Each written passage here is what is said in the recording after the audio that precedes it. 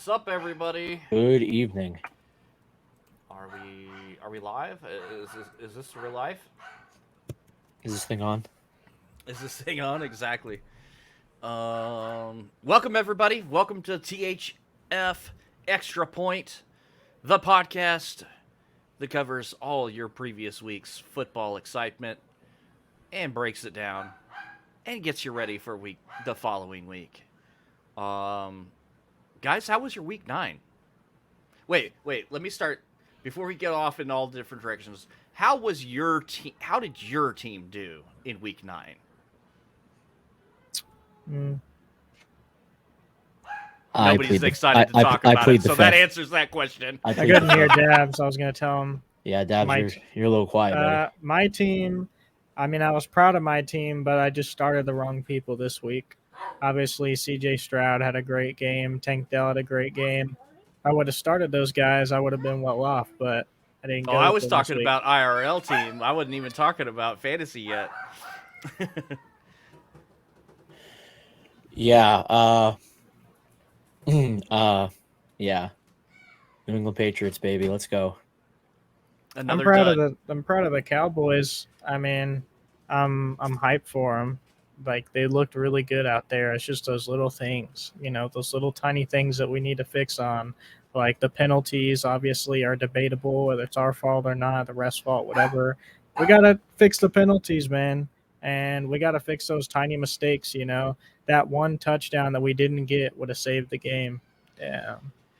That one touchdown, maybe not stepping out of bounds on the 2-point conversion. That, because the next drive that we drive the field and could have kicked a field goal at the last minute, tied it, at least gone into overtime, had another chance. Like, oh my God, I will say frustrating. Though, it's frustrating being a Cowboy fan because even when they play really good, Dak's looking really good, so that's all I'm worried about. Even though we lost these games, as long as we can fix it in the playoffs, then that's where it counts. Fix it before the playoffs, right? Please fix it before. We got to be ready for the playoffs. But if we can play like that and win in the playoffs, yeah, that's where it'll be at. It wasn't the worst game they've played all season, that's for sure. It was definitely amongst the better ones. I mean, that was the effort that Cowboy fans were hoping to see against San Francisco, So I'm happy to see that they did it against Philly. Yeah, let's talk about what Aerodark said. Let's go Dominator season, dude. The freaking Dominator goes out there without any knowledge of the books, the players. Your mic's still muted, Debs. I can't hear what you're saying. I don't even know if he can hear us. Yeah, so I picked this way. I was a victim of the Kirk Cousins epidemic in my other league. So I was in it's a 12-man league. Quarterbacks are slim pickings right now, especially with how absolute dogs some of them have been this season. So it was playing the waiver wire really strong, hoping for the best. Luckily, I picked up Josh Dobbs. Unfortunately, he wasn't scheduled to start, so I had him on the bench. And knock on wood, I did pull the win off, but it would have been a more distinctive win if I had the wherewithal or the precognition to start Josh Dobbs. Well, at what point did he come into the game? Because he didn't start the game, right? It was on the first drive because I'm completely spacing on the name. Isn't that terrible? But the rookie starter ended up in concussion Justice protocol. Hill or whatever his name is. Yeah. Something Hill. Was it? So it was. Or whatever. It was that part of the game though. It was that early. So, yeah, it was super early. Very early. See, on. I didn't look up Dobbs' fantasy score. Like so after Josh really Dobbs, that way. After Dobbs, Cam Akers was the backup. That's how down bad they were. Like if they had gotten worse, and then guess what? Cam Akers got hurt, so they would have had no one. They would have had like a kicker or something as a quarterback if Dobbs got hurt. But because they probably only had 2 active quarterbacks yesterday. It's crazy what the Vikings got going on right now, though, because you have this quarterback that's still really young, and he runs the ball great. Yeah, Jaron Hall is the one that got injured. But yeah, he runs the ball great, and he throws the ball pretty decently, and he looks really good out there. The Vikings have a lot of weapons in the air, and it's really going to show how good Dobbs actually is, because he's only played for pretty mid teams so far that are struggling, and he's already moved to like 5 different teams or something like that. So it's going to be interesting to see his connection with Justin Jefferson, with Addison, with Madison. It's getting interesting for the Vikings. I agree. I think he's going to fit into the offense really well, mostly because. So let's look at the Vikings. They're not a very running back heavy offense. They never have, at least in the Cousins era, they haven't been. So if you put a mobile quarterback in there who can still throw the ball for the most part, you add that into the weapons he already has, it's going to completely change that offense. You know, yeah, it could definitely. I'm not saying add a layer that they've been missing. Really, I'm not saying he's on the same skill level as Lamar or even Justin Fields, but it's a totally different ball game than pocket passer Kirk Cousins. He's gonna be a weapon, and that division is still up for grabs. You know, no one's really taken a firm lead. Yeah. No, I thought that Detroit was going to. Detroit was a flash in the pan. Dabs, you're still muted, my friend.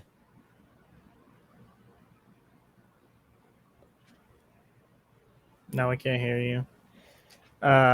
Close out and then come back. Yeah, you can go. Okay. Yeah, they love him in Minnesota. They absolutely adore him. I mean, they get props in the locker room. Whole team picked him up, started screaming with them. The coach gave him like a 2-minute long relationship hug. If he can keep playing like that, dude, I know they were just going against the Falcons, but that's a win. That's a really good win for him. Testing makes it. Yeah, there you are. There we go. There we go. Sorry about that, fellas. And it's not to say that they don't love Cousins. I mean, they were wearing basically memorial funeral shirts for him. It's like, did they know he's still alive? Yeah, it was crazy, bro. It kind of it's strange. It's very. I don't know. I'm wondering if the Vikings are going to part ways with Kirk Cousins amicably. I don't think so. If he has success, they get a better quarterback. Well, I think Josh Dobbs is the better quarterback. I think he's going to fit. Yeah, he's not a starter. I think he is. I think he's going to fit in very. Team. I think he's going to fit in very nicely. No doubt, we're about to find out. Because we already seen what he could do in a team when he doesn't know anything. He was just throwing. He didn't know the plays. They were just calling it out the books. They'd say, "Hey, they're going to run some post routes. They're going to run some out routes. Just get open. Just do your best." Guy. Yeah, just do your best. Yeah. And he also had the longest run of the season for a quarterback in that game, and he clutched out the win. And we've seen it with Tyrod. We've seen it with Fitzmagic. Right. Yeah, that's true. I was just going to say that too, and we just saw it in Tennessee with your guy Dabs Levis. Yeah, and don't forget last year Dobbs was the Titans quarterback in the playoffs. Mm-hmm. Yep, he was. Another thing to consider, though, we're kind of focusing on those other QBs. Look at Geno Smith, for example. Mm-hmm. He's a journeyman, granted, but he really fit in with an offense with the Seahawks. And it's the rest is history. He's the lockdown starter now. Yeah. Obviously, we'll discuss the Seahawks in a little while. Well, that's proof that it overall depends on what team they're on. Overall, he's been more successful in that offense. I think Dobbs is going to have a very similar experience. Yeah, I mean, if he's going to do it, it's going to be now because he's got great weapons in the air. So like. He's got to show out now. It's his time. He's only played on mid teams like we were talking about, and he's been pretty good even on the Cardinals. Like stat wise, he's been pretty decent. So it's just crazy in the NFL right now because like almost half the teams in the freaking league have backup quarterbacks right now. There's so many backup quarterbacks in the league right now. Everyone's getting hurt. I don't remember a time where there was like 12 backup QBs in the league. Is that what it is? Is it 12 now? Off my memory, I believe I counted 12, including, the Jets, because, they lost their starter at the beginning of the season. Yeah. Yeah, so it's like 12 different teams are not starting their their preseason starter or their game 1 starter. That's insane. That has got to be, if that's not a record, then I don't. It's got to sometime before my time. And then you're not even including like the other quarterbacks that are injured, having like shoulder issues, like Josh Allen was, and Joe Burrow just getting off, feeling fine now. It's like it's any moment it could tick, and then another quarterback gets injured. And then there's some number 2 guys that are already down too. Look at the Giants right now. One of those teams is on their 3rd or 4th quarterback now, I mean, the Vikings were this close to having Cam Akers as their backup quarterback or as their starting quarterback for the week, and then he got hurt. So. I want to thank whoever it was that I sent a trade for Cam Akers when they denied it. I want to thank you for that. Thank you for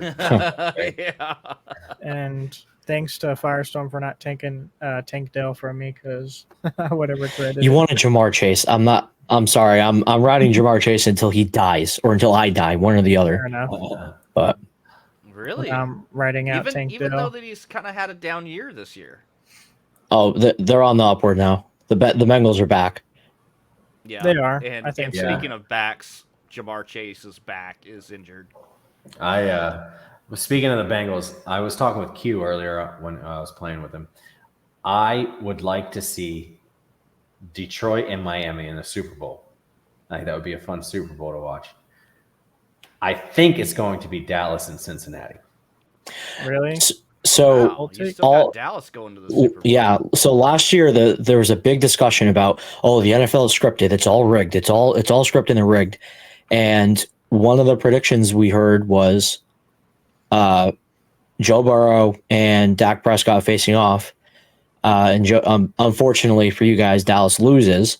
And what it does is it fuels the Mahomes versus Burrow rivalry now, where they're the generational quarterbacks, kind of taking over as the Brady Manning type. So you might see the Cowboys in the Super Bowl. Both teams are trending in that direction. You never know. If the whole thing's scripted, you never know. I think that, like, my thing about it is I feel like obviously it would be so hard to get every single player on board and not say anything if it was secretly scripted. But you know how easy it is to get a referee to make a call when something happens, just one of those guys to be in on it, or a quarterback, just one quarterback for a team. It's not that hard. It's not really. Scripting like the entire outcome all the way to like who your Super Bowl winners are. Like I could see the NFL trying to influence, and this is me being like, we could probably go back in the podcast episodes and go like 3 weeks back when the first time we started talking about this, like with Kansas City. We've been talking about it all season. Yeah, it's like, yeah, and so you'll definitely hear. If you're watching past episodes, you're hearing me say, no, I don't believe it. Like, I don't think so. Man, I'm starting to think more about it. Like, I was telling Firestorm the other day, we were talking about stat projection and stuff like that. And I always feel like when you have players like Kelsey, for instance, that go so long, getting over 70 yards every single game, and then you have games where they just get like 7 and then 30, or they just not targeted at all. And like, yeah, you could be like, well, it's just up to chance, it's just a bad game for them. But I feel like that always happens with players that are at the top on underdog. It always happens. And Vegas knows what they're doing. Yeah, they know what they're doing, and they know exactly like what we were talking about with the receiving yards with Hall. It's so easy when you have a stat that's going up and up and up, and people keep betting on it, for you to just have a referee call that one back. You know how much money we're going to get off this one call? And then guess what happens after Hall gets that penalty taken back? The backup comes in, gets like 5 throws to him in a row when Hall's out. I'm like, bro, what is this? Things like that continuously happen. Back in week 3 or 4, Patrick Mahomes sliding at the goal line so they don't cover the spread. Yeah, we've been talking about this stuff all season. It sounds like it's far fetched and it's a conspiracy theory, but did you see that? Who knows? the one play where he pointed at a guy and he clearly had the ability to get off the blocker and tackle Patrick, and he just stood there and kept blocking. He turned around like this and kept blocking him. Patrick just ran right past him. I was like, what? Sometimes stuff like that doesn't make sense. I feel like the NFL is slightly rigged. I don't think it's fully rigged, but there's got to be some stuff going on, especially when you have referees that have been called out for being shady before in the past, and then they work again. Yeah. Okay, sorry. Yeah. I had to adjust. For those of you watching, had a little goofy 3 years of service of headphones are gone, so my audio interface is all messed up. So pardon the technical difficulties. Technical problems tonight. Seems like it.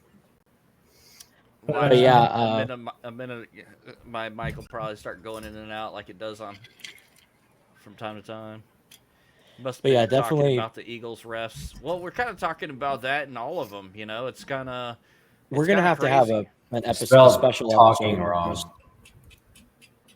Yeah, we're gonna have a special episode about, about the conspiracy theories. Yeah.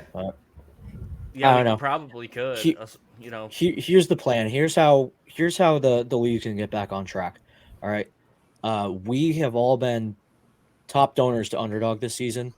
So what we're gonna do is we're gonna bet a full spread of unders, and that's gonna, because we're jinxed, we're cursed. That's gonna flip the script, and everyone's gonna be performing over again. That's all it takes. It just needs a restart.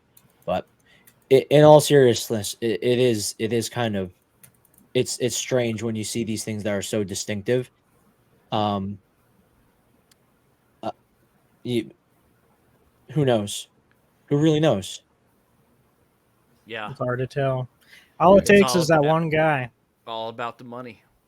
It's all about the money. Yeah, people will do anything for money. Seems like Patrick Mahomes has had a lot of those clips on him, so I don't know. Tom Brady had some shady stuff too. It just takes a quarterback or a ref. But then you think about this too, like, for real, if the NFL is rigged or fixed or whatever, like, Cowboys are the highest grossing sports franchise in the world. Why wouldn't the NFL be coddling the Cowboys and getting the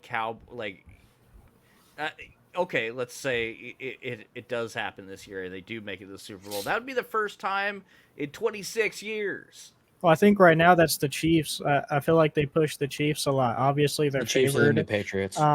Yeah, they're favored all the time. They have the rock star, Taylor Swift all over there all the time, and they're always winning. They always somehow end up winning, and they always make it to the Super Bowl. So I feel like it's them. And for the viewers, obviously, there's a lot of Cowboys viewers.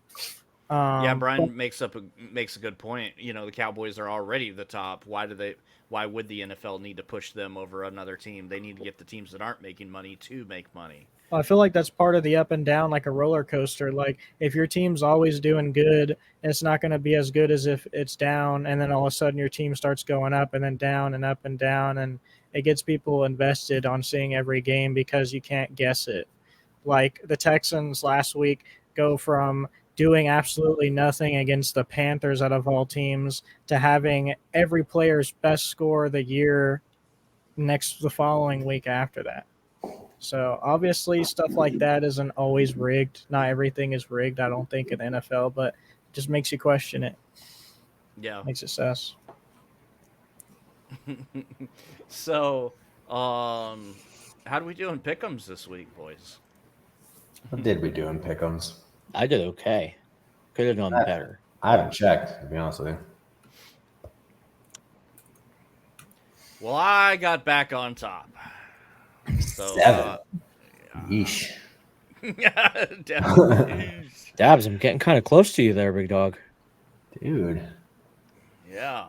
Yeah, good week for me in pick'ems. But I'm really trending downward just in general. Not a good week. I mean, Superhero Gamers, our resident UK member of the community, which is why he's never in any of the podcasts, because it's like 3 a.m. right now. Yeah, it's 2 a.m. there right now where he's at, and but he knows absolutely zero about football. He got in second place. Sometimes he picks some teams by which teams have the most vowels in their name. Like he comes up with all kinds of crazy ways to pick them. And he got second place this week. that's how crazy the picks were, or the games were, depending on who you are, right? And I'll notice another thing about these pick'ems here. There's not a single pick that everyone agreed on. Not Cincinnati. a single one. Oh, Okay. like the whole field. I thought you meant just us. No, the whole field. Yeah, the podcast we agreed on the Cincinnati game, and that was And the about Rams.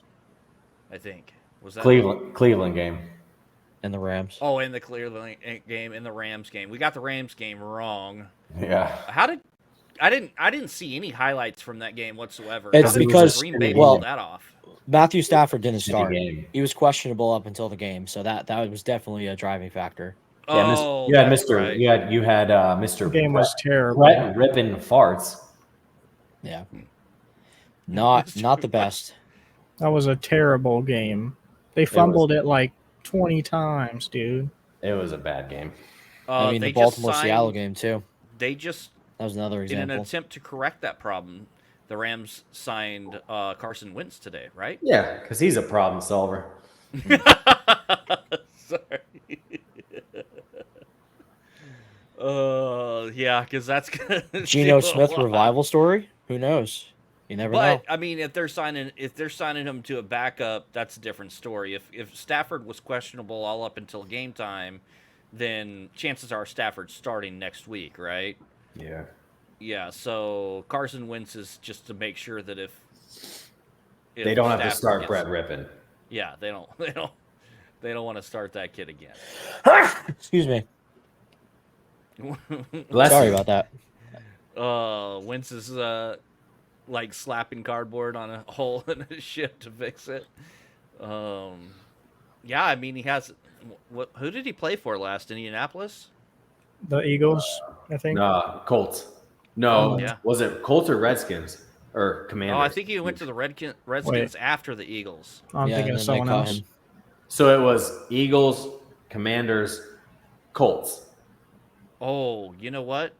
I think you might be right. I think it is Colts, Commanders. Because then Matt Ryan. Did I say Redskins? Yeah, Commanders, Redskins, same thing. Problematic. We're about to get canceled. Shit. Matt Ryan replaced Carson Wentz for a year. Last year, Matt Ryan was the quarterback. The year before, Carson Wentz was the quarterback, I believe. Yeah. That sounds more like it. Somebody can fact check us in the comments. That'd be great. His last name was Washington? Okay, yeah. Then it was Colts, then Matt Ryan for a year while Wentz was in Washington, and then he's with the Rams. Okay. Yeah, what a mess that was. But he wasn't even – I don't think he was the starter in Washington, though, was he? Briefly, he sucked, so they put Heineke in. Yeah. Yeah. Poor guy. So much potential. Mm-hmm. That happens, though. I mean, look at you got a kid in Carolina right now having a rough time. First pick in the draft. Bryce Young. Yep. Nice. Well, and the rumor has it the team ownership really favored CJ Stroud, and they just watched him ball out because they went for Bryce Young instead of Stroud.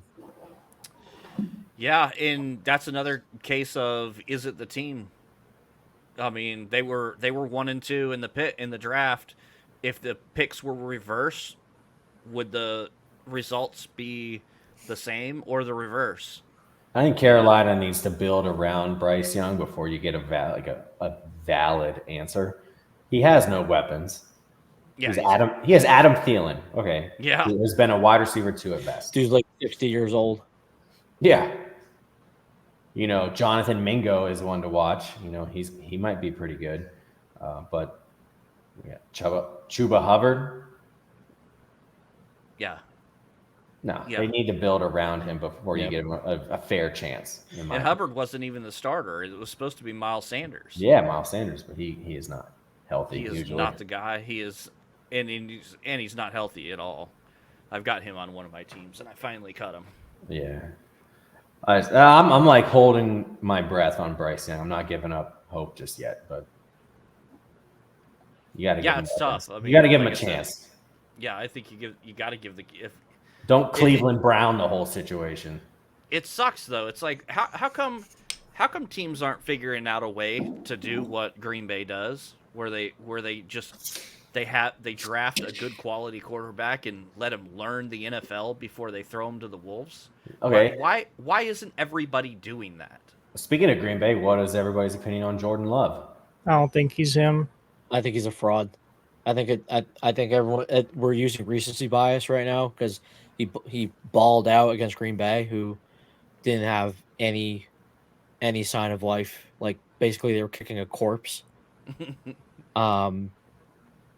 So, but he does okay, but he's not going to show up against actually good teams. He hasn't really shown up against good teams, which is why it's hard to tell. Mm-hmm. It's been pretty rough. I thought that he was going to fail for the simple fact that I knew there was no way in hell that Green Bay could get so lucky to have 3 elite quarterbacks back to back to back. Like, they already had Brett Favre. They had Aaron Rodgers. Love can't be the guy. They've got to have some turmoil. They can't get it right 3 quarterbacks in a row over like 25 years. So you think they're going to draft a quarterback next year? With how many quarterbacks? Like, it is a good quarterback class, so it's possible. Anybody that's struggling this year is potentially. There's a lot of teams who are going to need a quarterback next year, in my opinion.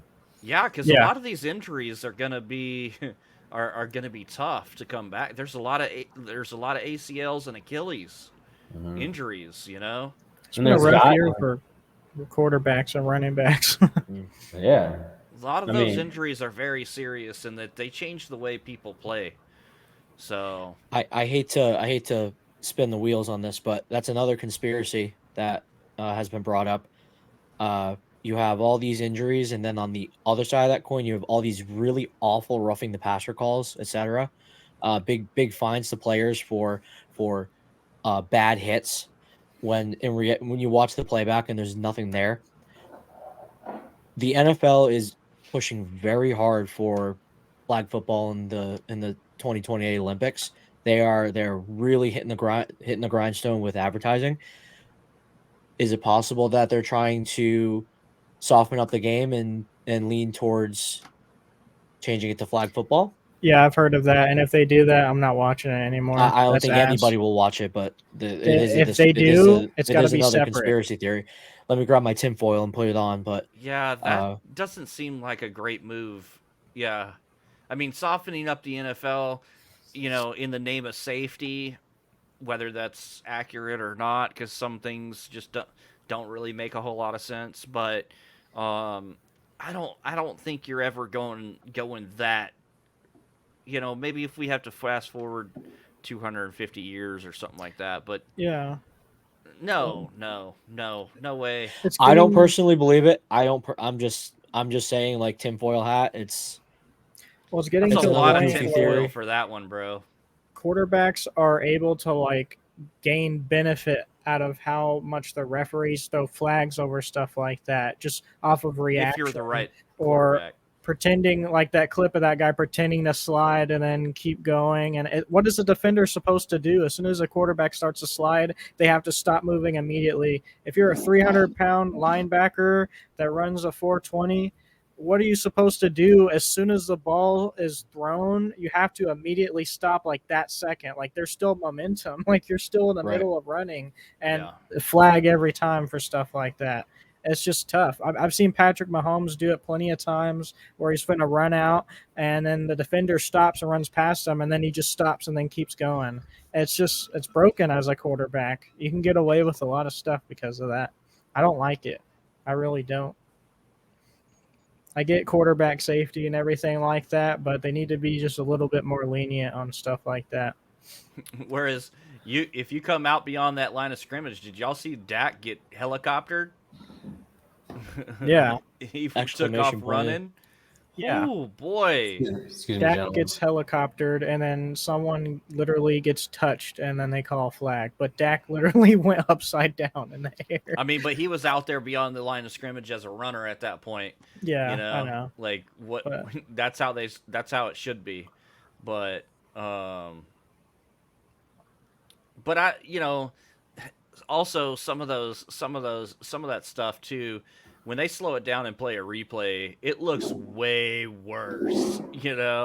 Like the Dak one. Brian bringing it up. The second person hit Dak as he was already being hit, no flag. Looking at watching that happen in real time, that's just a football play. But you slow it down and make it, and yeah, you could make every case in the world for throwing a flag. Like you slow it down. But I don't necessarily think that was I don't think there was anything dirty there. I think that was the result of Dak being super aggressive trying to score. it's just so easy for refs to be able to call, little stuff, like holding when they want to, and then don't call it when they don't want to. I firmly believe holds. that the cliche that there's a penalty that happens on every single play. Yeah, that's. It's just who gets caught. Well, I tell you, who gets caught. When I was looking for the hardest, and when I played offensive line, they taught us where to grab inside the shoulder pads so the refs can't see you get called for holding. Absolutely. Yeah. And absolutely. on the flip side of that, they teach the offensive players, the blockers, and whoever's running the route, when they teach them when to stop pushing and start pulling, so they extenuate the hold. So it is a method. Oh yeah, there's a method to getting a. I mean, it's just like hockey. It's the same way. It's the guys know what to do to draw a call just as much as they know what to do to hide from doing the penalty. Like, yeah, it's. Micah Parsons got that clear hold on him, and there was no call. Even the announcer said something about it, where not just him holding him, but he was trying to get his arms out from him, and you could see his shirt being tugged like that super hard. I'm like, bro, that's the most clear hold I've ever seen in my life. Go back to the Buffalo Tampa Bay game when Mike Evans is getting bear hugged from two directions, and all of a sudden the refs need seeing eye dogs. Like, Seven, you can't say that. You can't say to bring in Trey Lance. Dak just had an amazing game last week. You're tripping, bro. I'm sorry, but you're tripping. Dak's played phenomenal last week. Why are you trolling, bro? Yeah, Dak is trending upward for sure. If Dak can play like that every game, he'll be one of the best quarterbacks in the league. I don't want to hear about Dak until he shows himself in the playoffs. Yeah, of course. Yeah, of course. I mean, you can say that. You say that about Josh Allen. Say that about Dak. Say that about Kirk Cousins. Say that. I mean, there's a lot of quarterbacks in the league that are that same. Like they're great regular season quarterbacks. Yep. But there's only room for so many Aaron Rodgers, Tom Brady's, and Drew Breeses, and there's only so much room for the guys that go deep in the playoffs every freaking year. Yeah, so he did that against the Eagles, but last week the Eagles game. A depleted Rams. What? He did great against the Rams too, but I'm just talking about the past few weeks in general. Because with the Eagles game, pretty much everyone's stats on the Cowboys were far beyond Eagles. Like A.J. Brown didn't even breach 100 yards, and he had a streak going. And the defense is looking great. Dak threw for, 400 and something yards that game? Yeah, the Rams weren't depleted when they played the Cowboys. They were depleted last week. They were, in fact, a lot of people were saying that they were going to at least give Dallas a run for the money, if not beat them. So yeah, that's. And trust me, I am very honest about Dak. The other podcast that we had, I was super honest about how I felt about him. So, I'm not necessarily even a Dak fanboy. I'm someone that's critical of him. So. Yeah, well, it wasn't too long ago that we had the Trey Lance discussion, and like I said, it's not that time. Dak still has plenty. He's light years ahead of Trey Lance, or Trey Lance would be in San Francisco, or Trey Lance would be or Dallas's number 2. He's not even the number 2 guy, you know. Yeah, if Dak kept playing bad like he was before up until now, I would say put out Trey Lance. But since Trey Lance been doing good policy, and he's also trade, he's a trade weapon. We've been talking about it all season how these teams need quarterbacks. Well, they're not going to move the guy they just traded at the trade deadline, but come the offseason, if they miss out on some success again, plenty of teams will take up Trey Lance. I think you're going to see the backup quarterback premium go up next season. Yeah, because look at the teams that have spent money on backups. Gardner Minshew, perfect example. They paid him a decent amount, and he's showing up. He's worth it. 100% worth it. That's one of the reasons that a lot of people thought that Cooper Rush would get a gig somewhere outside of the Cowboys, because somebody would scoop him up, seeing what he did in relief of Dak for 4 games last year. I mean, that guy's a great backup quarterback. Yeah, he is. He's not the guy. He's not the starter, but he's somebody that can come in a pinch and win a few games. He's done it 2 years in a row. Yeah. And the guy, LA, that's why they got desperate and grabbed Carson Wentz, because they're like, shit. Yeah.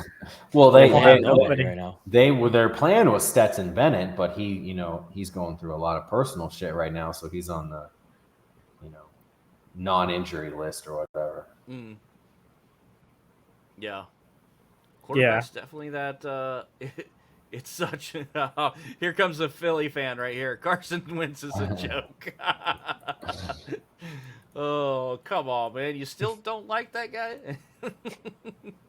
Philly about ran him out of town, didn't he? Yeah. I have to interject. Issue 2 has passed in Ohio. We now have recreational marijuana. Nice. Oh, wow. Nice. Let's go. Congratulations. Bring it to Texas. Yeah, we'll see you in about 10 years. Yeah. Make it legal everywhere. Make it legal for football players to use it in the NFL. In the NBA made it legal, didn't they? Like they took it off their drug. It's off the NFL's too. NFL too? Yeah. Yeah, the NFL does not test for cannabis any longer. Oh, I did not know that. Yeah, basketball seems a little bit more progressive than. I'm sorry. Correction. They don't penalize you if you pop positive. Yeah, it's still on the test for marijuana. Yes. So they still test for it, but they put you in a program. So it doesn't cost you any. It's not against. It doesn't violate the drug and substance abuse rule any longer, but they do put you in a program and counseling for it. So. Poor Josh Gordon. Yeah, bro. I mean, Ricky Williams. Apologize to him, right? Is that so? That brings up another wide receiver. Speaking of Josh Gordon, Martavius Bryant. There you go. Cowboys signed him today, which Dabs and I were talking about this earlier while we were playing some Fortnite. It doesn't really make a whole lot of sense. Like you think Dallas is pretty stacked at wide receiver, but and if I remember right, Martavius Bryant was kind of a knucklehead. Like, not only was he getting in trouble breaking the drug and substance abuse policies, but he wasn't even keeping his nose clean when he was on probation. He ended up getting suspended more and more, and up to, I think he missed all of 2016 for suspension. He was basically just like Josh Gordon, only Josh Gordon was a little bit more high profile because I think it was all going on at the same time. Those two guys. But it does sound familiar. But now he's back. He was reinstated, and he worked out for the Cowboys today, and they signed him. I just don't. It doesn't make sense.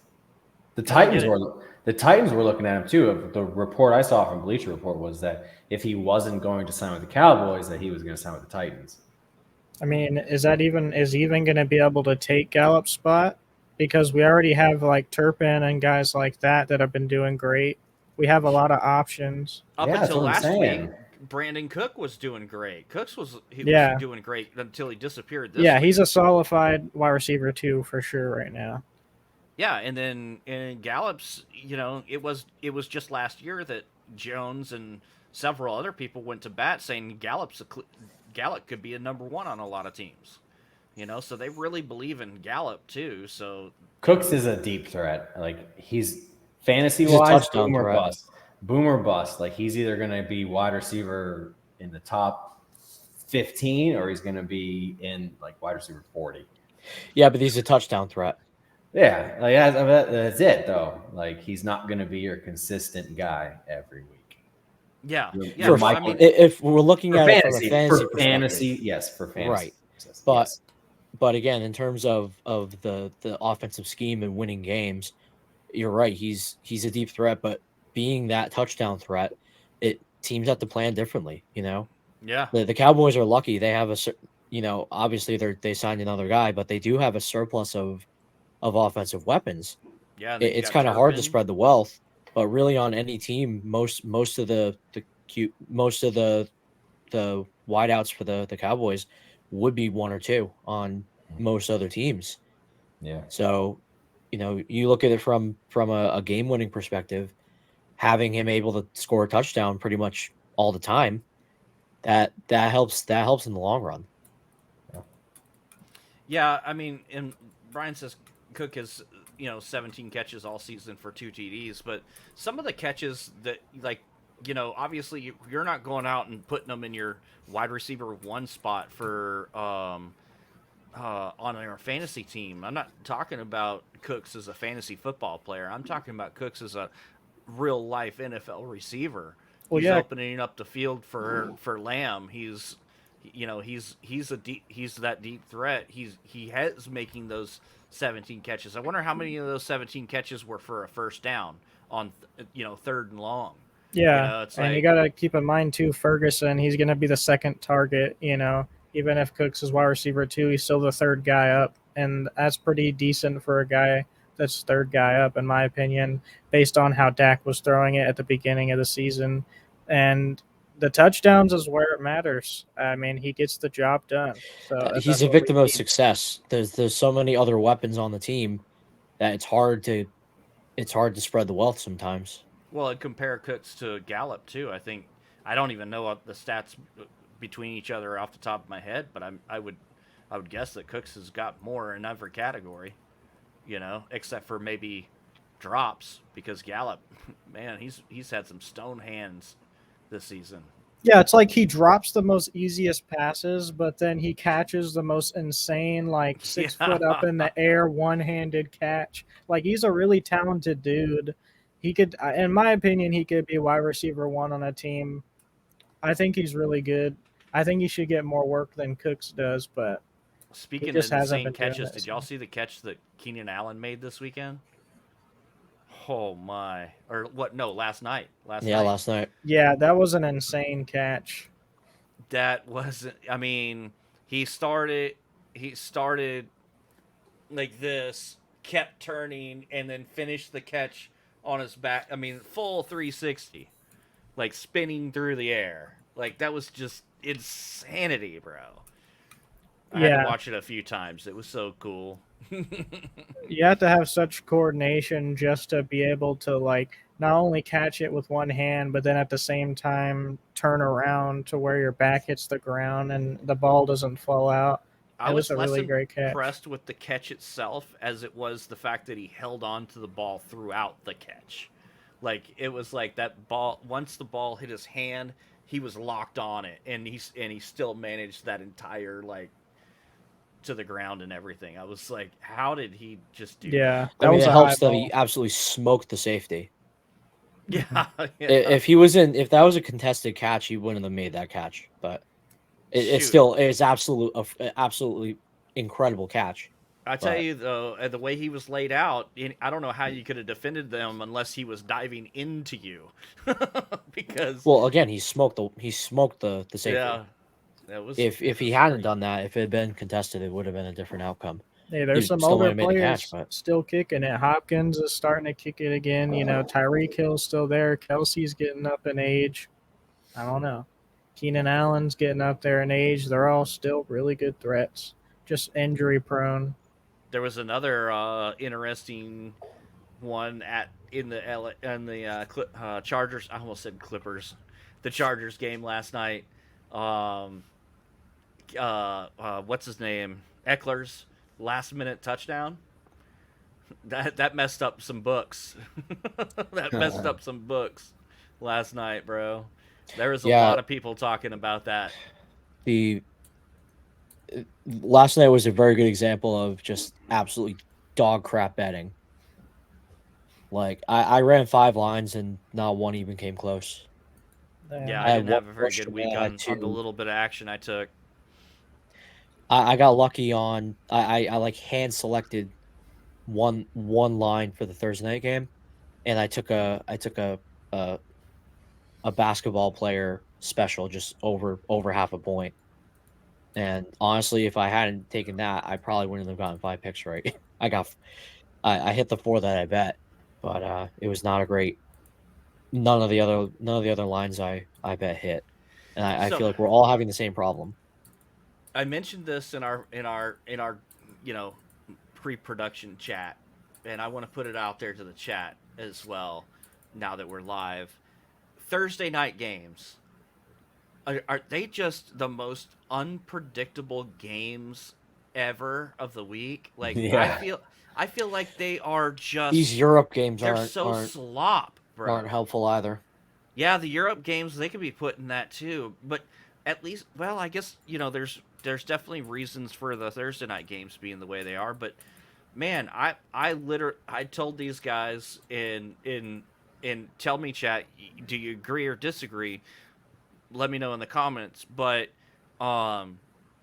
Thursday night games should not be bet on because they're just nuts. They don't make sense a lot of times. The player, I feel this way about fantasy. If I've got player A and player B and they're both like dead even, now you always live and die by your studs. You never bench your studs. But I'm talking about the guys that are on the bubble. You're comparing 2 guys. One of them's playing, and they're both playing mid-tier teams. You can't figure it out which one to start. If it's a Thursday versus a Sunday guy, Thursday guy, 100%. I will always bench him because it's Thursday night football. Thursday night football sucks. That's why it's always the worst teams, the worst games too. Anyway, most of the time. Well, look at this week's matchup. It's like watching 2 armless guys thumb wrestle. It's gonna be a mess. Yeah, and it just feels like the betting. I just I think I'm not better touching if we this keep game our coming up. parlays off the Thursday games too. Every team gets a Thursday night game. Sunday night and Monday night, not every team gets a Sunday night or Monday night game, but every team gets a Thursday night game.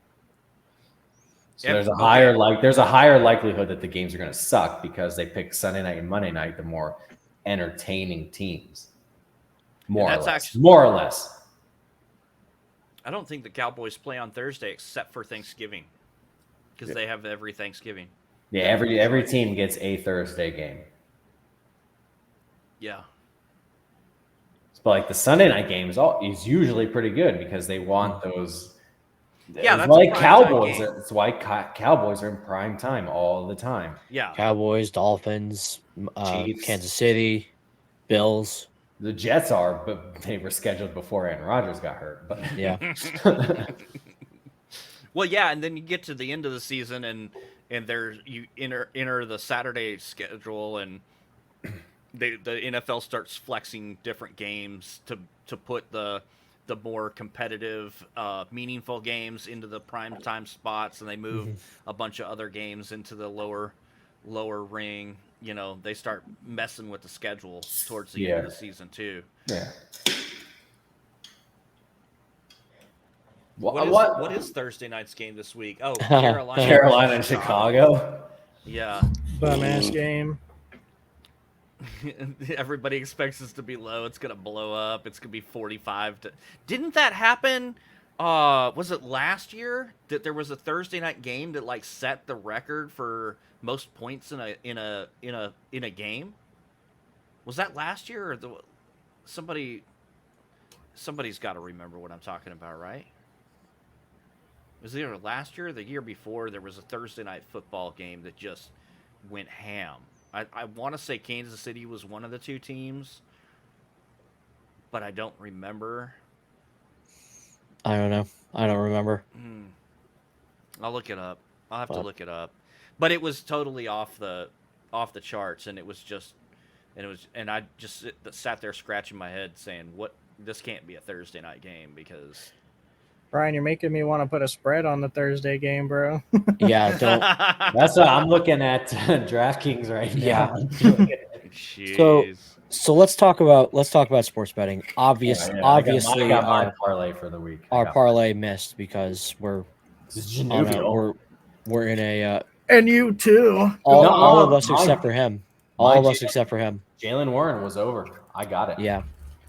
So I believed in your guy. I believed in him. You got it. So, no. You did. No. I am not a big man. I'm 5'7", 180 pounds. I'm not big by any standards, but I am a big enough man to admit when I'm wrong. No offense. Boy, was I wrong about the Seahawks. I don't know what happened. I don't know why I gaslit myself into thinking, oh, this is I'm betting against the public on this one. You know, these books don't know what they're talking about. I thought it was going to be a slugfest, you know, down to the last second. Nope. I thought it was a great bet. Seahawks got smoked. Yeah, I thought it was a good bet. Yeah. Smoked. If you'd have told me that the public that most of the betting was going the other way, I wouldn't have believed you. Because that's 6 points is a lot for a team that's supposed to be pretty good. Well, Baltimore is sneaky good. We keep talking about like, oh, the Bengals and the Cowboys and the 49ers and blah blah blah.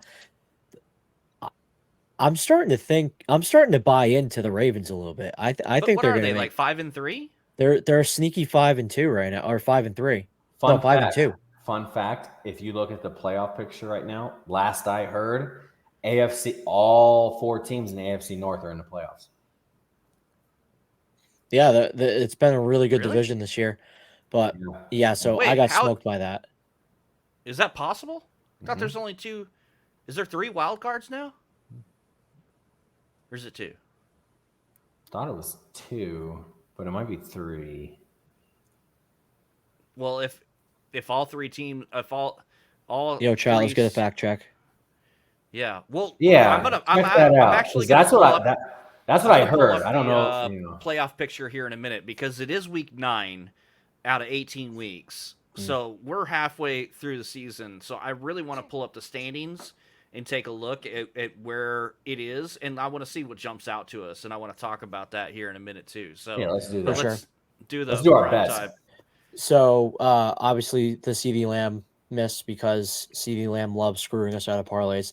I've had CD Lamb in a parlay 3 times this season and all 3 times it failed. And then the Will Levis over on the passing touchdowns. I was hopeful for that one. I had that one personally on the side. I thought it was a lock because, you know, he connected with D-Hop so well. Yeah. The only one that hit was the Jalen Warren over 24.5 yards. So congratulations, Dab. You're the only survivor of the week. That is my only. You're not the worst. So I would like. I am the worst. Though. You are the worst, and we'll get to that. But just in terms of us betting, you are not the worst. Yeah. We have wagered $60, and we have won just over 300 still. So we are still in this. We're still in the green. Unfortunately, it's not looking great. It's dwindling. We are going to get back. I need to take some. Here's how. Here's my strategy for the week. All right. So we kind of shifted from DraftKings over to Underdog. I think most of us are on Underdog now. I'd like to stay there, of course, but I think we should this week to get us back into the swing of things. I think we should make an adjustment to our parlay. So obviously we're not going to touch Thursday night because we hate Thursday night. Yeah. I think we should just, no matter what pick we have, it should be an over or an under. Could be over on receiving, under on running, point spread, points totals, whatever it is. But I think we should do an over-under parlay. So no anytime TDs. touchdowns, no money lines, none of that. Just an over-under. What do you guys think? I've been trying to stick to Let's try over-unders it. anyways, so yeah, I agree. Yeah, that's what I already do. My let's one try it. I've already picked is an over-under, so that works. Okay. out. Ooh, who wants to go first? I'll go first. All right, let's hear it. I am Janu and Wakko will be happy to hear. I am betting big on Dallas this week. Oh no! So I'm taking the over on 41 total points. Who are they playing this week? Carolina. Hold on, my app is You mean frozen. the Giants? They're playing. Giants? No, they're not playing Carolina. Yeah, No? they're playing the Giants Carolina's Okay, the Thursday game. in Oh. Dallas.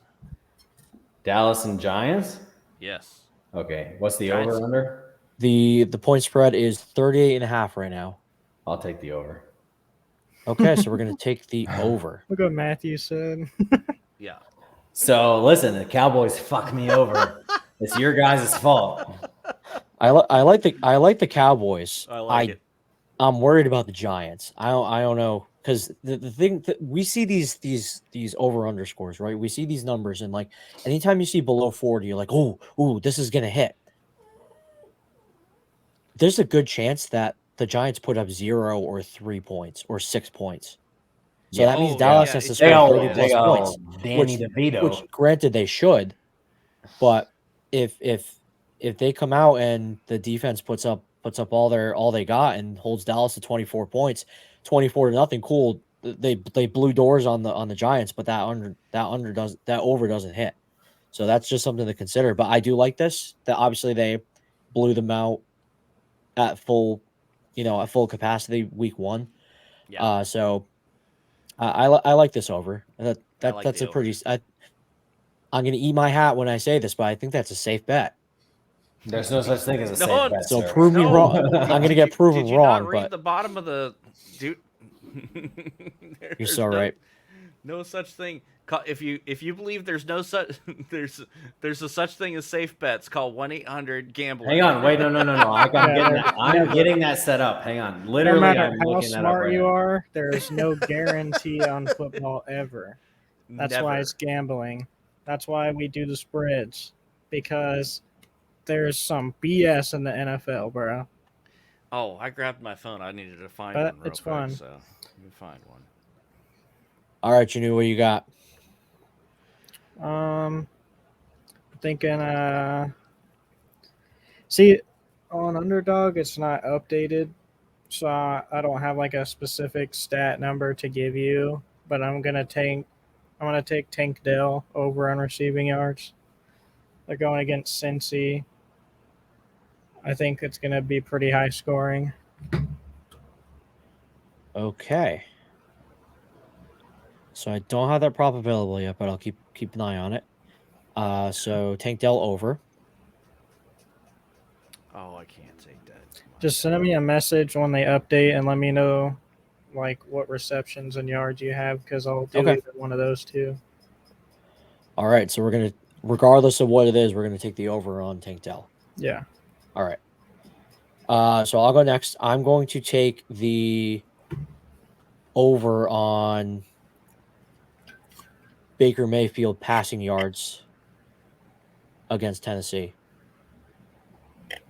Tennessee, they're sorry, Dabs, but they're not great in general. Their pass defense sucks balls. They're really bad against the pass defense. Baker Mayfield is I think he's having, I've been saying it all along, he's having a great season. This year's Geno. I think everyone on the Bucs needs a dub here. So I'm going to take over on passing. Oh yeah, I'll take it too, man. Now rushing, Tennessee has a good rush defense. I'm not touching rushing. I'm not doing it. Pass defense. Austin Eckler, I had over 39.5, and he got 37 yards with 2 touchdowns. Thanks. Thanks for the help. I appreciate it. But I still think Will Levis will do good though. Yeah, obviously Tampa Bay is having their own set of issues, but Well, I do think Will Levis is a pretty good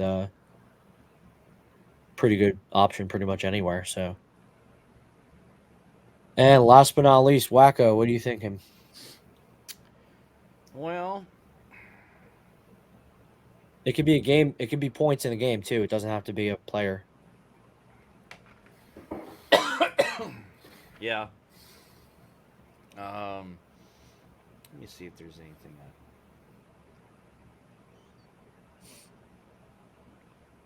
Wasn't prepared for this. It's not like we do that every week, you know? Yeah. So what's the points look like on the Detroit Chargers game? 48.5. Oh, that's a tough one. Yeah. That is two explosive offenses, two middling defenses. There's a possibility each team puts up 25 points. It's possible. I'd take the under. I'm thinking under 2 just because of the Lions defense. They still do have one of the best defenses in the league. Yeah. I'm not too sure because when the Chargers go against good teams, they do put up a lot of points, but there's just that iffiness whether they'll get that field goal after 3 touchdowns or 2 touchdowns and 2 field goals. I don't know. That's iffy on that one. I would stay away from it. Yeah, that one is. We can do alternate, but it just adjusts our odds.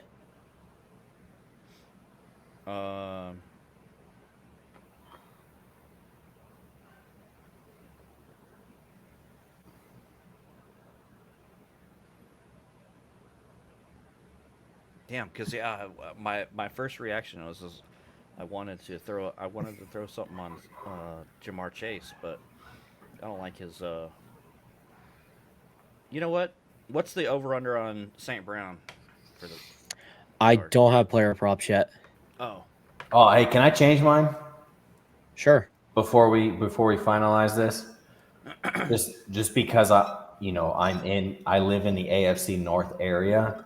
Mm-hmm. So I hear a lot, just like you hear a lot about the AFC East and whatever. I'm going to take the under on the Browns Ravens on 37.5. That's what I have. But whatever the Browns Ravens is, what is it for underdog? It's 37.5. I'll take the under. So we'll take the under on that. Those are two. That's a safer bet in my opinion. Those are two stout defenses. Okay. I don't think. I'm more worried about Baltimore's offense scoring than I am about Cleveland's offense scoring. I think Deshaun Watson's trash. He's trash. From a Browns. So I'm going to take the under on that. I do think both defense, and it's a divisional matchups in the AFC North are always like run heavy, hard defense. Yeah, so I think it's going to be an under. So. Dude, what do you feel about Peoples-Jones being out now? Were you a fan of him? I was a fan of him. I was a fan of Peoples-Jones. Here's a fun fact, streaming fact. You remember Rashad Higgins? I don't. Yeah. He was like, I think he was a slot for the Browns. He played for the Panthers. I rated him on Twitch. Really? He shouted me out on his stream. Mm-hmm. I thought that was pretty cool. I remember you talking about that. That was pretty cool. But yeah, I'm gonna take the easy way out, and I'm gonna take the over on the Cowboys game then. Let's go. Because I like it. I like that bet that much. I'm gonna rock with it. Okay, so we have 2 games with over-unders, and then we have 2 player props with over-unders. So the player props will be bet later in the week. Keep an eye out in the Discord. You will see the bet slip that we place for those of you who want to play along at home, and try and hopefully win some money with us. But we're not responsible for if you lose money. So I tried looking up a thing, couldn't find it. So don't bet any money that you can't afford to lose. If you feel as though you have a gambling problem and it's no longer fun, call. In most states, it's 1-800-gambler. But if you Google it, you'll find the number that's best for you. So, but those of you who are degenerates like the rest of us, we have the under 37.5 in the Browns Ravens. Hold on, I'm gonna put this. Hang on 1 second. I'm sorry, Ray. Go a little slower because I'm gonna put this in and I'll see what the total is too. Well, so we can't see it yet because we don't have the player props available. Oh, okay, sorry. Yeah, that's all right. So we have the under 37.5 for the Browns Ravens. Yeah. We have the over 38.5 for the Giants Cowboys. We have the over Baker Mayfield passing yards, and we have the over Tank Dell receiving yards.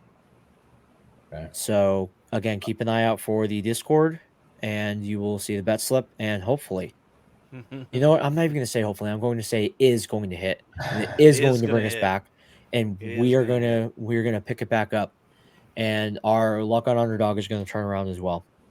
So underdog. While we've got that locked in, let's take a look at some of these games for next week.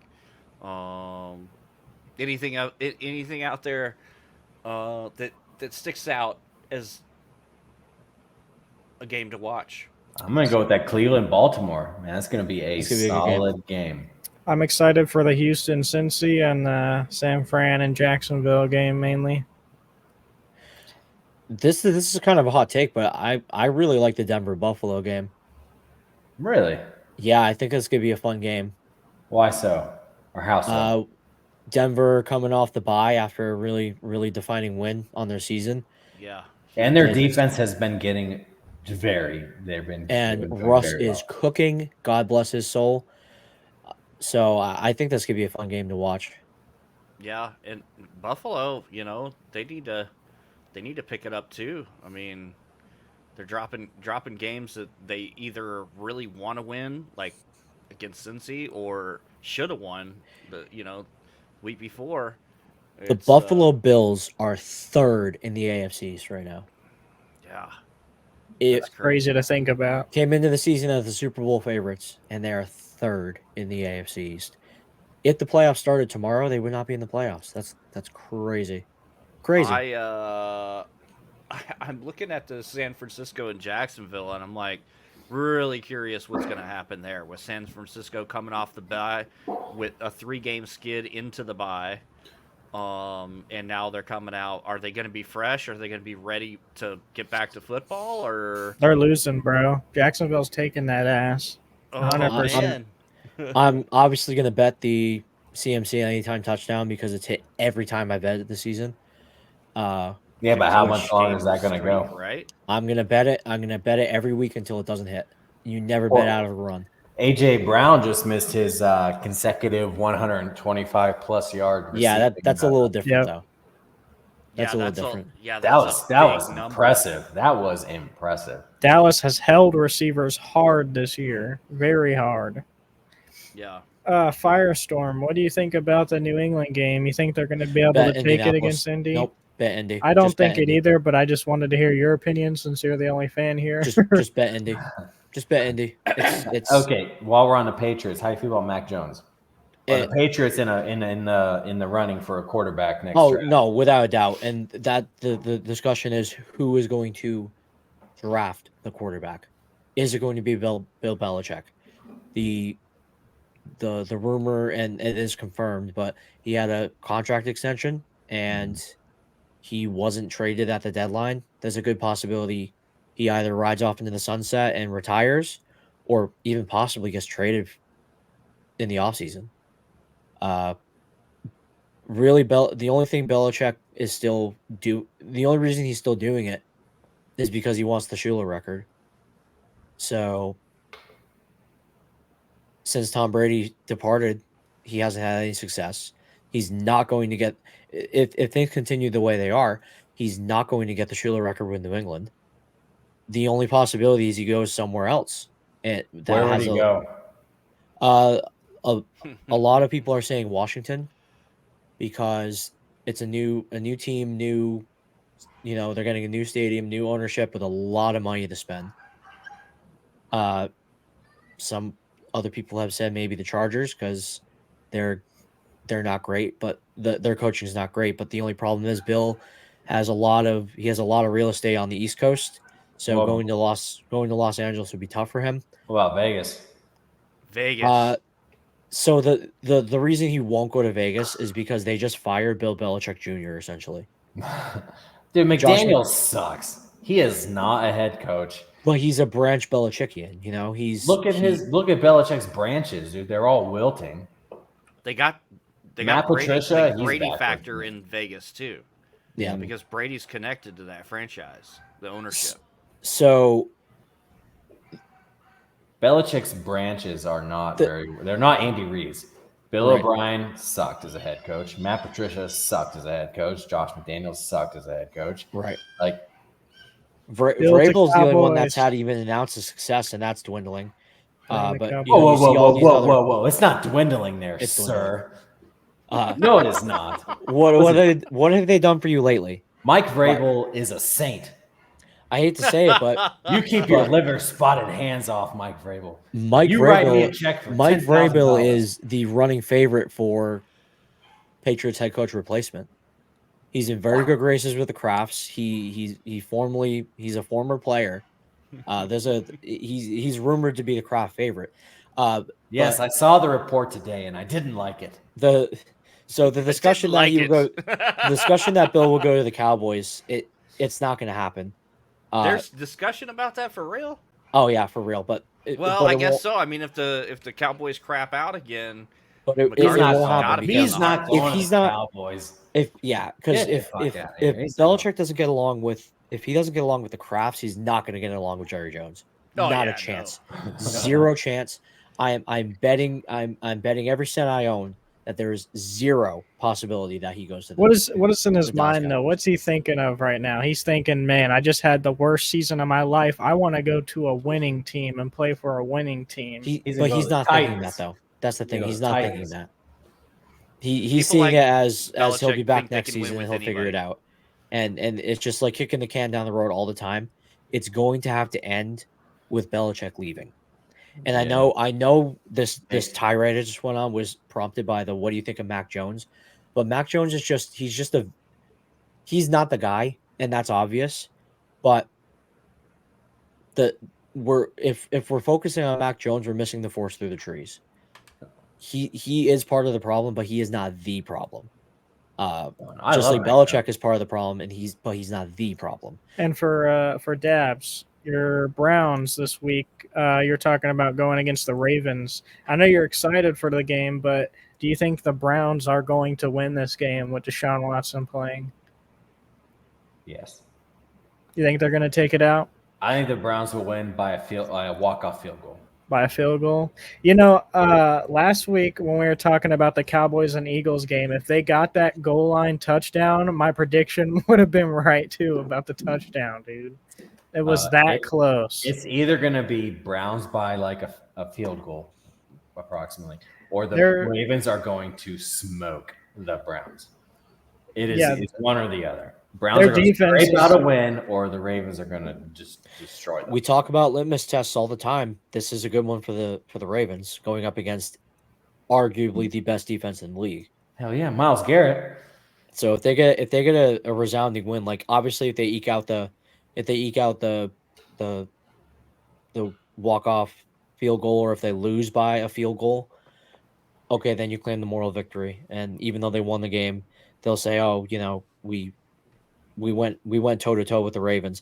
If they lose by a possession, if they lose by 2 possessions, a touchdown or more, 7 to 10 points or higher, it is a very resounding win for the Ravens, and kind of shows the imbalance with the Browns, where that defense is rock solid, clearly the best in the league, but the offense can't hang. Exactly. It's going to be a very low scoring game. Yeah. They're going to have to handle Lamar. Deshaun's a bum. Deshaun is a bum. He needs to go back to the massage parlors. The Browns. He robbed the Browns it's embarrassing. I didn't even see him last week. Did he play well? Like how? He did. He played decent. I mean, he played decent. Okay. For all the games that he's played with the Browns, it was an okay game. Right, and that's the point. It was an okay game, but it's not worth the money they paid him. Oh fuck no. he needs to be the second coming of Christ to be worth what that money is. 240 guaranteed. Big chunk. Yeah. Got a bag. Hey, so, last thing before, because we're already an hour and 15 into this thing, I do want to look. I do want to review the standings and look at the playoff picture now that we're right at that halfway mark in the season. Okay. Because there's a lot of things that we probably talked about in that whatchamacallit. The difference is that AFC Russell Wilson North. is trending upward versus Deshaun Watson, who is middling or trending downward. That's the difference there. So we got AFC East. Bills are second place in the division. They're now in second place. If the Jets had won, they would have been third. That's a misspeaking on my part. Yeah. So New England, I mean, they're all the way at the bottom, which we talked about that before, but it is only halfway through. Do they have a chance to move up? Not at all. Nope. The rest of it, they lost to the Commanders, who are second or third worst team in the league. There's rumors that Bill's losing the locker room. I think they're going to lose to Indianapolis this week, and then that's the season. And the AFC North, I don't think this surprises anybody, right? Did we talk about anybody else? Oh wait, of course, Cincinnati, all the way down at the bottom. But what's five? They can also be second. Yeah, in a three-way tie. So very competitive league. That's a crazy division right there. Yeah. I did not expect the Steelers to be competitive. Still, let's talk about Tomlin. Let's pause for a moment and look at making a winning record. I don't know how they're 5-3. Look at the point differential for the Baltimore Ravens. They're positive 115. That's wild. Yeah, they're smoking them. Yeah, I think that the Steelers are going to definitely end up on the bottom, but the Browns and Bengals are going to be neck and neck. I mean, we're talking about point differential too. The Steelers have the worst in their division. See, Janu, I think it's going to be Bengals are going to take the top, and it's going to be Ravens, Browns fighting for that potential wild card spot.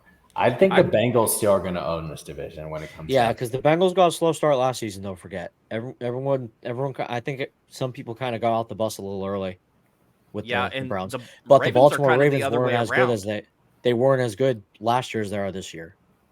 Don't the Ravens always seem to really come out strong and then kind of fizzle off as the Bengals get hot and then boom, the Bengals win the division.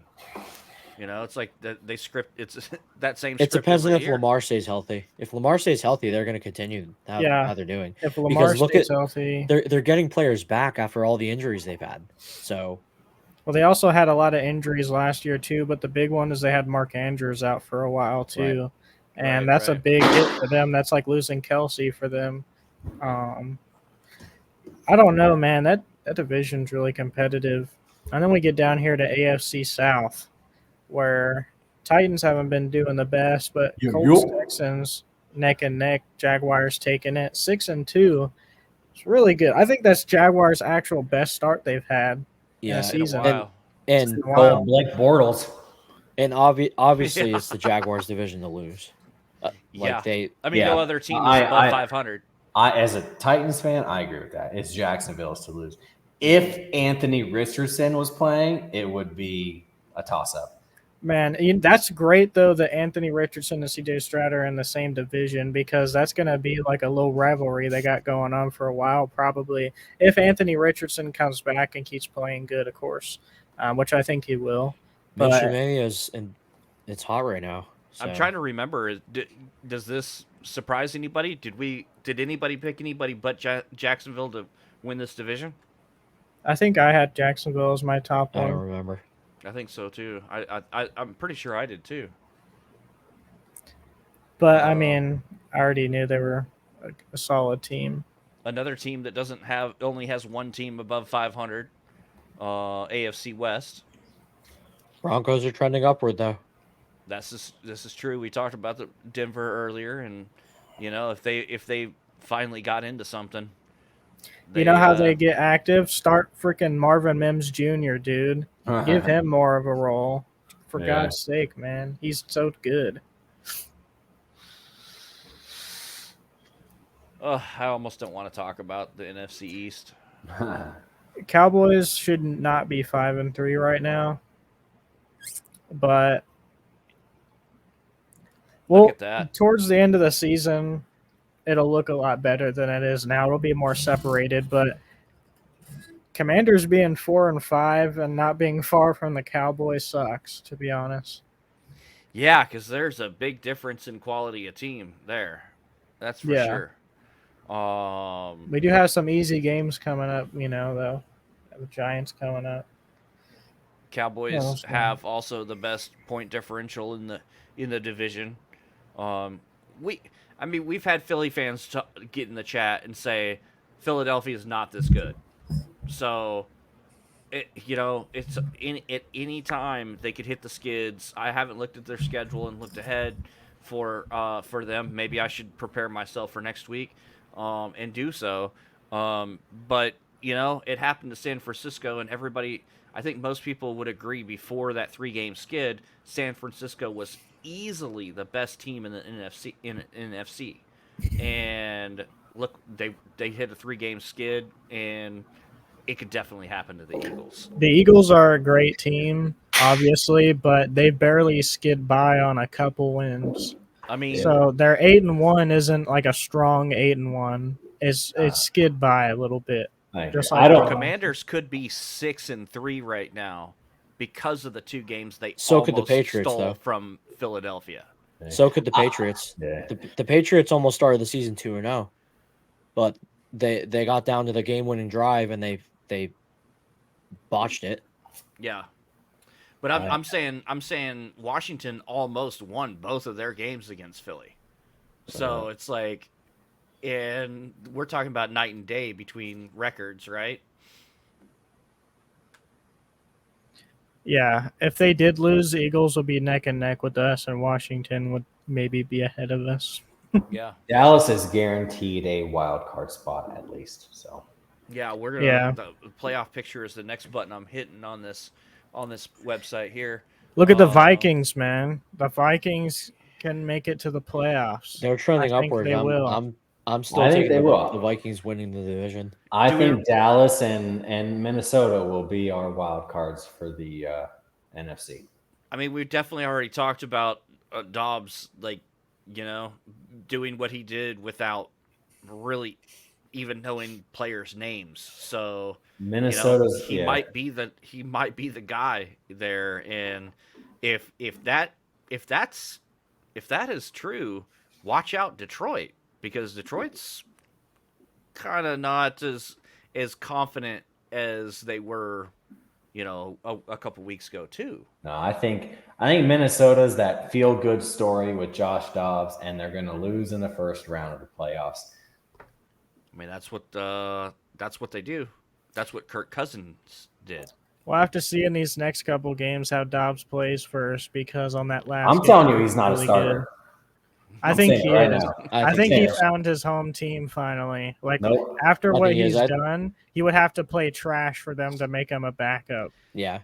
Let's keep in mind that Dabbs doesn't want him to be good because he could have been doing good in Tennessee. And no, I don't give a shit what he did in Tennessee. I did not expect. No, dude, no, for real. I didn't care what, because I don't care about Dobbs. He sucks. I hate him. No, I'm calling it for what it is. He's a career backup. He's a good backup, but he's not a starter. He is a Ryan Fitzpatrick. He's not. He's a phenomenal player. He's a smart player. But the same thing was said about Geno. He is, but Geno is an anomaly. Okay. He's a system quarterback. I don't know. I think you're sleeping on the Dominator, dog. I don't know. No. The Dominator's going to take over that division. No. Look, NFC South is a mess. NFC South is a fucking mess. It's a mess. The Falcons. Okay, let's talk about the Falcons for a second here. Okay, as a Bijan Robinson owner, fuck Arthur Smith. Okay, he is the worst head coach in the NFL. Okay, by far. He's come out and said Kyle Pitts. He's come out and said he doesn't care about fantasy football. He knows how to piss people off. He's not using Bijan. He has never used Kyle Pitts. He got rid of Calvin Ridley. Not using Cordell Patterson. He's very talented. They don't use starting However, running backs, their bro. kicker, Go to any team. Their kicker, dude, Young Hoku is insane, bro. He's wild. Yeah, he was my lead scorer on my other league this past week. The Falcons they're gonna need a head coach next year. And Algier could start on any team, so could Yep. Cordero Patterson. They need to trade him and let him start somewhere. He's healthy right Drake now. London, Kyle Pitts. Drake London. Dude, Arthur Smith is okay. Listen, last week, Sunday. They were at the goal line. Just hand Bijan the ball, okay? So what does Arthur Smith do? And I'm convinced he did this to piss off fantasy owners. He's like, you know what? I'm going to run jet sweep to Jonnu Smith. They have a lot of weapons. They're not doing Who shit. the fuck They're is notorious for Jonnu Smith is going to get a jet sweep at the goal line? If they were able to get their hands on a guy that was like CJ Stroud on that team, it would be over for everyone. But if Arthur Smith's not there, if Arthur Smith is not there, yeah. Because if Arthur Smith is there, it doesn't matter if they have CJ Stroud or not. And listen, Arthur Smith was a bomb-ass offensive coordinator for the Titans. That's how he got the head coaching job for Atlanta, because he was such a good offensive coordinator for the Titans. He's fucking So he's a terrible coach. That would suck to just be a Bijan owner right now, man. He's not being utilized the way he needs to be for his talent. He's stash him on your bench. I think we just heard him. Start him. Well, you can't stash him on your bench. He is a guy that you're like, I can't not bench. Well, you don't. Yeah, me with Pollard. Studs. We with freaking Pollard. Then stream him. Like, check the matchups. Look for the trends, and then start him accordingly. Yes, but like you're gonna see him. You're gonna see him in a few seasons. I assure you, he's gonna be blowing doors on the run game. Yeah, I made that first round draft pick. Like Ramondre Stevenson is gonna come back too. It's the same concept. Yeah. Hopefully he does. No. Ramondre Stevenson is nowhere near the talent caliber of Bijan Robinson. No. He's kind of Stevenson's kind of like a pass catcher, you know. We'll have this discussion on another episode. But Bijan's different. But yeah, you get back to the topic at hand. NFC West, no surprise who's on top, but are we surprised that it's a two-way tie and they're barely over 500? Yes, I'm not surprised. I mean, that's a pretty big, pretty. Like you said, you're not surprised. No, I'm not surprised. The Seahawks have been great. Yeah, but they'd be in first place. You're not surprised that San Francisco's 5-3? That's what I'm more surprised of. I'm more surprised that they're about to be 5-4. They weren't going to go. They weren't going to go undefeated. No one's ever going to go undefeated again. So they're gonna win some. They're gonna lose some. What's surprising is the losing streak. But they're gonna lose 3 or 4 games, maybe 5 games. Somebody will go undefeated again. After this next week, Seattle might be on top. Justin Bieber said, "Never say never." Oh, that he did. And we don't need any players dating Justin Bieber, please God. I don't want to see him. Yeah, he's happily married. I want to see him. The playoff picture, we were talking about it earlier. Maybe. Oh, here we go. All right, here we go. So obviously nobody's clinched yet. We got AFC on the left and NFC on the right. Chiefs and Eagles with the number 1 spot. Baltimore and Lions in number 2. Even though the 49ers, they're next in that 3rd spot. Jacksonville's in that 3rd spot for the AFC. Saints kind of surprised me, but again, that's a disgusting division. Yeah, that's the cool kids table at the mental. They've got to be the worst 5-4 team in the league. I wouldn't be surprised if Tampa Bay sneaks up there and takes their spot. I'd rather. I want them to, but I just think their coaching is such a mess right now. I don't see it happening. I mean, they were definitely. I think. Wait, were they our pick to top that division? I picked Tampa Bay. I don't know. Yeah. I have it in my notes. I'll have to look back and see who I picked. But I don't. I think I picked New Orleans actually. Well, I think I do think I picked New Orleans to take that division, but I don't remember why. I think I picked Saints too. Yeah, Steelers. We talked about them. We talked about Seattle. Browns would actually still make the playoffs. So look, Bengals, Browns, Steelers. Is Ravens up there? Yeah, they're up there high. There you go. They would be the second seed. All 4 teams in AFC North made the playoffs. Yeah. And Vikings at that number 7. So is it 3? Wait, 1, 2, 3, 4. It makes me nervous so 3 though. wild cards. Seeing the Lions up there after they got blown out, and seeing Miami, it makes me worried for them in the playoffs. Yeah. Compared to how they're playing, because I think Miami's 0-3 now versus good teams. Yeah, Miami's a fraud team.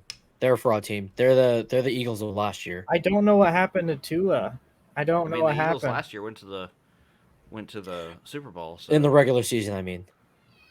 He was throwing like they could have actually tied up that game with that one of those last passes that they had to Tyreek Hill, and it was just a terrible throw, and then he just like fumbles the ball after that. Yeah. And I'm like, what the hell, bro?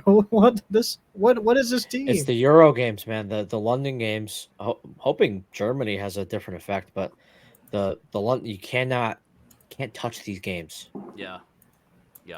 I agree. Bad on both sides.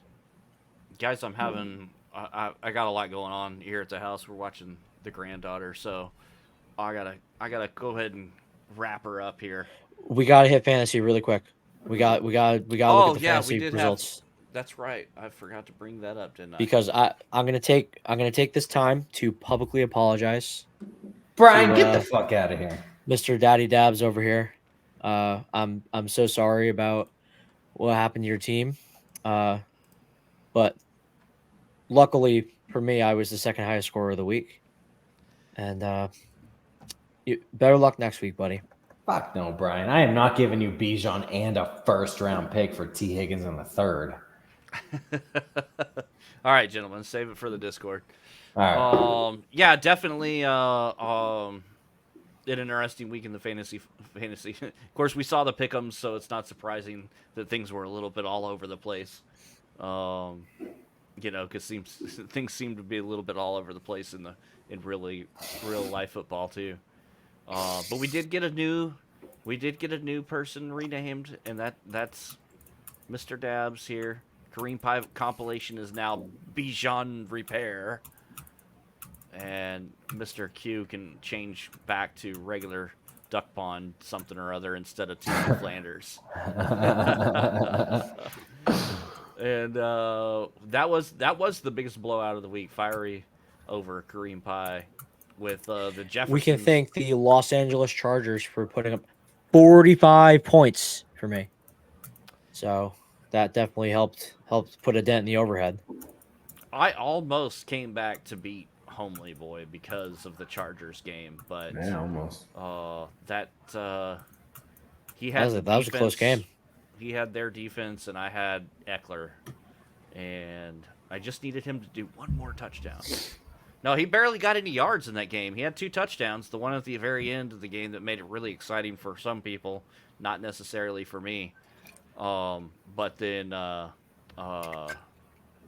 he only put up like 46 yards or something like that, so he wasn't super active.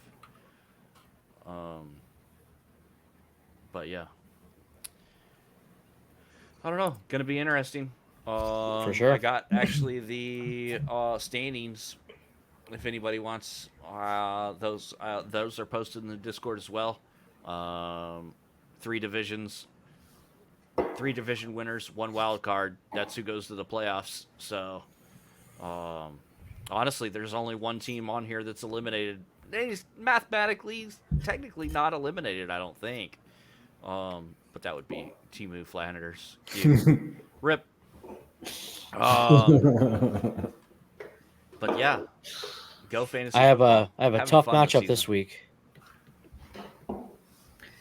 Well, good luck to you, bro. I have a secret weapon I'm gonna be playing this week. Oh, I believe it. I am a bit more confident in my team just because I feel like I finally have my starters once Kyron Williams comes back. At least I'll have him, even though Pollard hasn't been playing well. But he picked up Josh Dobbs. I'm screwed. It's Jover. Although you do have CJ Stroud. I got who's Philly special? I got him. That's headhunting.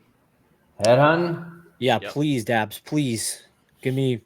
Let me take first place in my division. I'm trying. No collusion. I got like 4 waivers in, so we'll see what hits. All right, boys, what you got for an extra point this week? Dominator season, Addison season, CJ Stroud season. All I got is go Cowboys.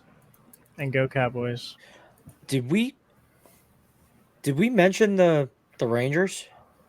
Not today. I mean, we mentioned them last week. Jesus Had they won last? Was the World Series over during our episode last Did the Rangers win the World Series? I don't know. Yeah, they I'm pretty did. sure that the Rangers won the World Series. I don't know if y'all knew that or not. But Go Texas sports. We got XFL and we got baseball. So hell yeah. 2 champions in Arlington, baby. Listen, I don't know what you in Texas think. Nobody gives a shit about Texas sports outside of Texas. Hey, guess what? I give a shit. I give a big fat bigger in shit. Texas, Big mud baby. pie. We need wins. Not in Ohio. They'll be like, hey, what do you think about the Cowboys? I don't give a shit about the Cowboys. Hey, what do you think about the Browns? Who the fuck watches the Browns play? No. Everybody will be like, oh, the Browns, they're not very good. I do like the Browns, though, but most people don't care. Most people don't care. That's exactly right. That's exactly right. All right, boys. Good luck in week 10. Yes, and we'll see you guys No, next Brian. week. Bye.